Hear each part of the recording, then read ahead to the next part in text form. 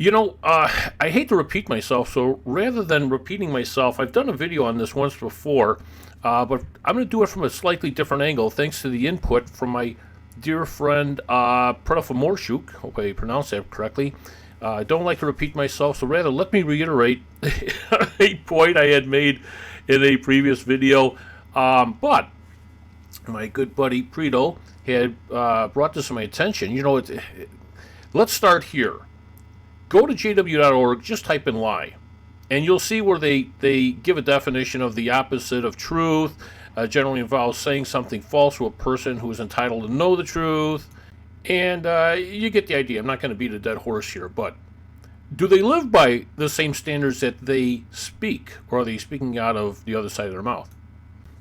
Well, we all know that Watchtower is not capable of telling the truth and that they're filled with lies, but I want to point this one out especially. Especially serious have been the religious lies, as they have endangered the future life of persons deceived by them. So, let me introduce Exhibit A, the December 1st, 1991 Watchtower. Is religion making a comeback? And this is their opportunity to slam every religion in the world except for, obviously, the Watchtower Society. Everyone's lying except for them, and everyone's deceptive and deceiving their flock, and, the normal pablum. Now, page 7.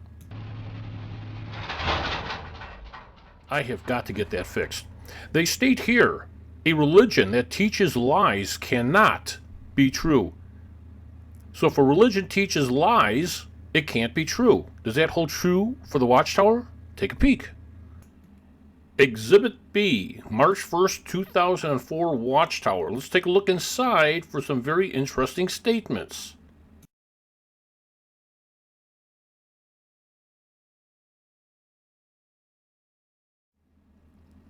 The writers go on to talk about the parallel of the wise and foolish virgins and how it compares to the rank and file, the anointed, I should say, of the time, where you had the wise virgins who had oil in a lamp because they were waiting and watching for Jesus to return, whereas the foolish virgins were not watching and waiting. They were not faithful. They were not discreet.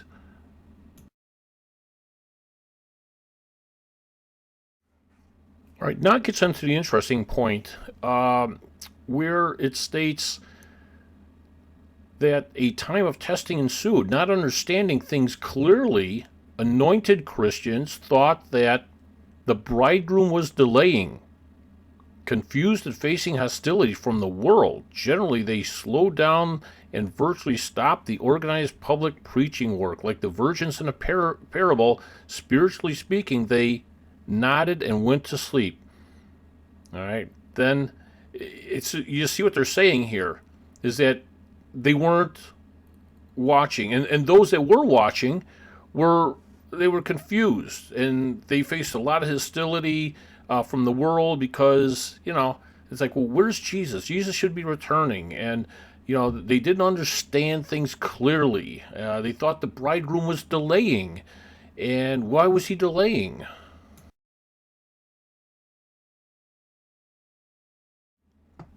Well, we continue. Then in 1919, something unexpected happened. We read, right in the middle of the night, there arose a cry, "Here is the bridegroom. Be on your way out to meet him."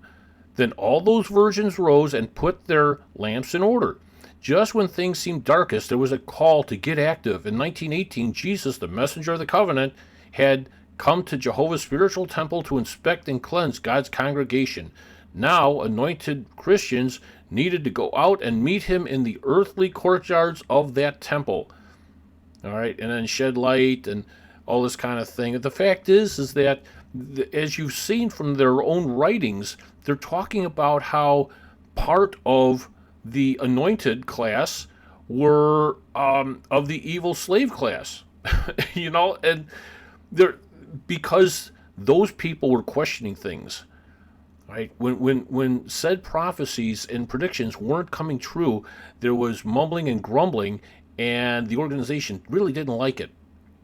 So they built this these labels of wise virgins and foolish virgins, so that at the kingdom halls they would argue among themselves. Well, you're one of the foolish virgins. You want to watch, and all this kind of nonsense. The fact is that what they've written here is a blatant lie. There were no wise virgins with oil in their lamps waiting for the bridegroom, because, as stated before, the official Watchtower teaching is this: Jesus returned in 1874. That was the official Watchtower teaching down until 1943, when it was changed to 1914, as stated in the Watchtowers Proclaimers book. You know what that means? There were absolutely nothing, no spiritual or otherwise wise or foolish virgins waiting for the bridegroom. No one was waiting. You don't wait for someone who's already in house, and they taught Jesus was in house from 1874 until 1943. So you can see the blatantness of their deception and lies. Now the Watchtower goes on to state how all others will be cast out into darkness, when the fact of the matter is that, as they so accurately stated, any religion that lies is not a true religion, and they will end up outside.